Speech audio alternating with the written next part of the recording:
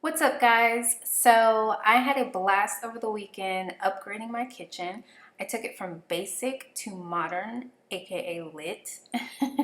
Anyway, this upgrade is a three-part video, and this video in particular is how I did my peel and stick subway tile backsplash. So if you're interested in seeing how I did it, just keep watching.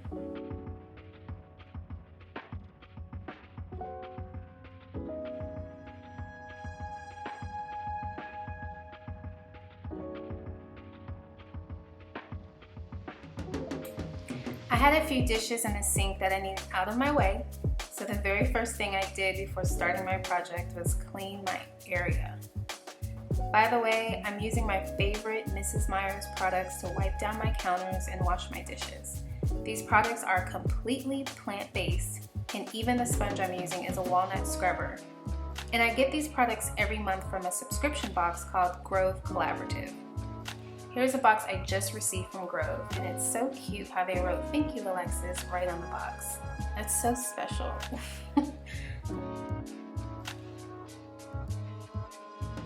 And so here is just all of the goodies that I got in my box this month. And so if you are interested in Grove Collaborative, I'll leave the link below in the description box. So when you first order, they assign you to a Grove guide who's basically there to help you order like the right products.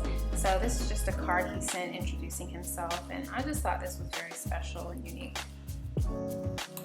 So jumping right into it, these are the tiles that I'm using. They're by Tic Tac Tiles in a design of subway tiles, of course.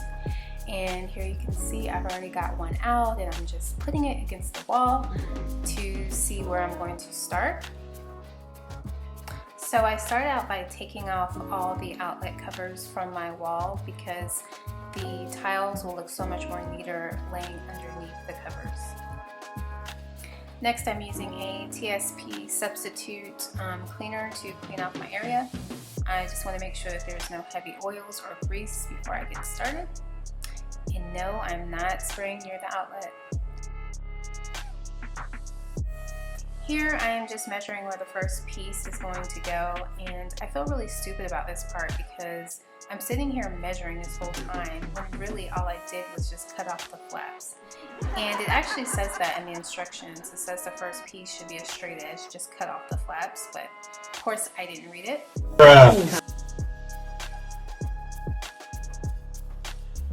Here's my first piece going up. And as you see, I'm sticking it and I'm undoing it because I just want to make sure it's in the right area. And this stuff, guys, is very forgiving. Like if you put it down, you can like pull it back up a million times and it's still going to stick with like full force.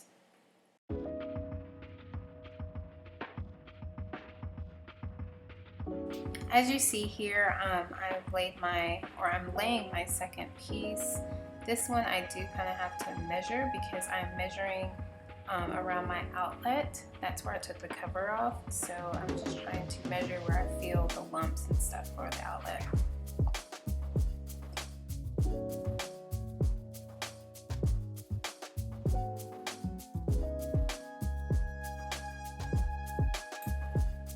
And please do not judge me in this video. I know my hair is all over the place.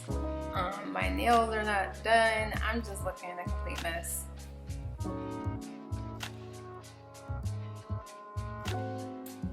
So I'm cutting out the area where the outlet is with scissors, which is one way of doing it.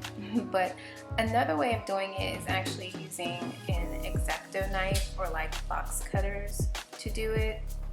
But you know, to each his own.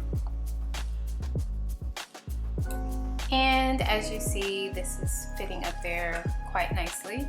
I just wanted to have enough room for the outlet.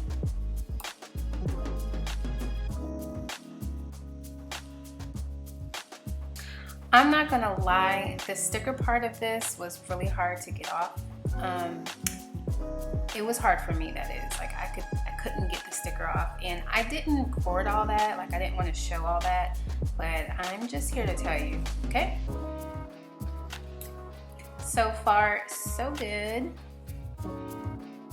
Sorry about that shadow part. I had a light right behind me. It was nighttime. So that's all you see is my GoPro. So sorry about that.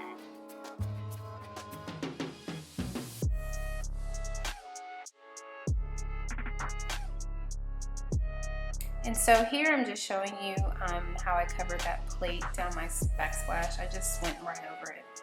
As I was laying the tiles, I noticed there was a lot of like weird spaces, so I left them all for the end. And here I am at the end going back and filling in these gaps, and I'm literally just cutting them out like a cookie cutter and fitting them in the spaces.